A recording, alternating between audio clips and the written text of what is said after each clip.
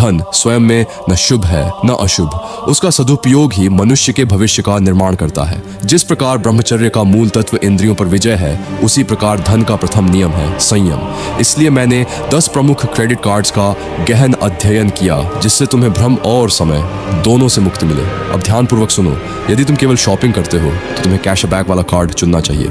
यदि यात्रा अधिक करते हो तो लाउंज और ट्रैवल बेनिफिट्स वाला कार्ड श्रेष्ठ रहेगा। यदि अभी शुरुआत कर रहे हो तो कम एनुअल फी और सरल अप्रूवल वाला कार्ड ही उचित है। केवल बड़े नाम या चमकदार ऑफर्स देखकर कभी कार्ड मत लेना, क्योंकि अधिकांश लोग रिवॉर्ड से नहीं, इंटरेस्ट और हिडन चार्जेस से हारते हैं। सच्चा बुद्धिमान वही है जो हर महीने अपना पूरा बिल समय पर चुका दे, क्योंकि मिनिमम पेमेंट सुविधा नहीं, आनंद का द्वार है। याद रखो, क्रेडिट लिमिट तुम्हारी संपत्ति नहीं, केवल बैंक का विश्वास है। उसका दुरुपयोग तुम्हारे भविष्य को दुर्बल कर सकता है, जबकि संयमित उपयोग तुम्हारा क्रेडिट स्कोर, फाइनेंशियल रेपुटेशन और अवसर तीनों को मजबूत करता है। इसलिए मेरा निष्कर्ष स्पष्ट है, सबसे श्रेष्ठ क्रेडिट कार्ड वह नहीं जो सबसे महंगा हो, बल्कि वह है जो तुम्हारी आय, जीवन शैली और आवश्यकता के अनुरूप हो। जैसे ब्रह्मचारी प्रत्येक इच्छा के पीछे नहीं दौड़ता, वैसे ही विवेकी मनुष्य प्रत्येक ऑफर के पीछे नहीं भागता। पहले विचार करो, फिर निर्णय लो और अंत में अनुशासन के साथ उसका पालन करो। यही धन का धर्म है, यही आत्म संयम का मार्ग है और यही दीर्घकालीन समृद्धि का रहस्य है। यदि यह ज्ञान तुम्हारे लिए उपयोगी रहा हो तो इस संदेश को जो लड़के सीरियसली चेंज होना चाहते हैं उनके लिए मैंने ब्रह्मचर्य गाइड बनाई है। 10 साल की रिसर्च, वो सब कुछ जो कहीं नहीं मिलता, एक जगह 99 रुपये से भी कम।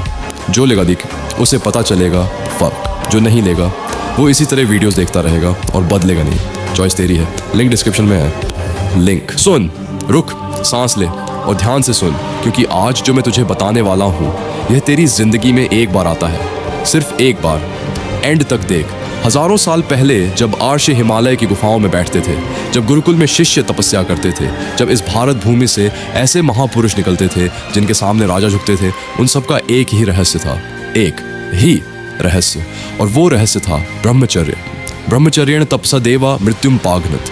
ब्रह्मचर्य के तप से देवताओं ने स्वयं मृत्यु को परास्त किया। भाई, जब यह शक्ति देवताओं को अजेय बना सकती है तो तू तो इंसान है, यह शक्ति तेरे अंदर भी है। ब्रह्मचर्य क्या है? ये सिर्फ नहीं करना नहीं है, ब्रह्म यानी परमात्मा, चर्य यानी उसमें विचरण करना। जब वो एनर्जी बाहर जाती है तो ऑर्डिनरी रहता है। जब वो एनर्जी अंदर रहती है, फेस पर डिवाइन ग्लो, आंखों में सुपर नेचुरल फायर, वॉइस में वो डेप्थ जो लोगों को हिला दे, ऑरा में वो मैग्नेटिक पावर जो लोगों को खींचे। यही है ब्रह्मचर्य, यही है वो ट्रेजर जो हजारों साल से इस भारत भूमि में छुपा है। और उस ट्रेजर को पाने का रास्ता श्री कृष्ण ने कहा, अनन्याश्चिन तयंतो मां ये जनाः पर्युपास्ते तेषां नित्याभियुक्तानां योगक्षेमं वहाम्यहम्।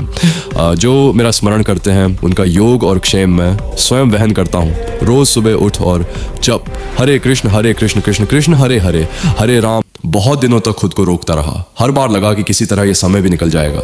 हर किसी से यही कहा कि मैं ठीक हूँ, लेकिन सच यह है कि मैं ठीक नहीं हूँ।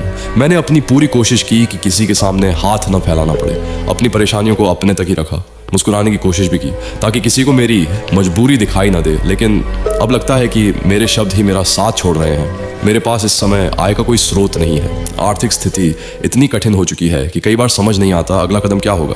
हर दिन उम्मीद लेकर उठता हूँ, हर दिन पूरी ताकत से कोशिश करता हूँ, लेकिन हालात जैसे बार बार वहीं लाकर खड़ा कर देते हैं जहाँ से निकलना अकेले मेरे लिए बहुत मुश्किल हो गया है।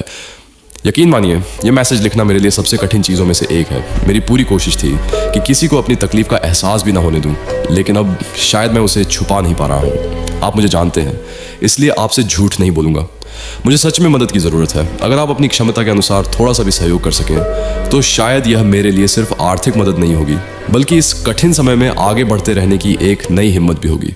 और अगर मदद करना संभव न हो तो भी कृपया मेरे लिए प्रार्थना कीजिए कि मैं इस कठिन दौर से निकल सकूं। दिल से धन्यवाद भाई। 1 रुपये का छोटा सा सहयोग भी मेरे लिए बहुत मायने रखता है। आपकी हर छोटी मदद मेरे लिए एक उम्मीद है कि शायद मैं अभी भी इस लड़ाई में अकेला नहीं हूँ।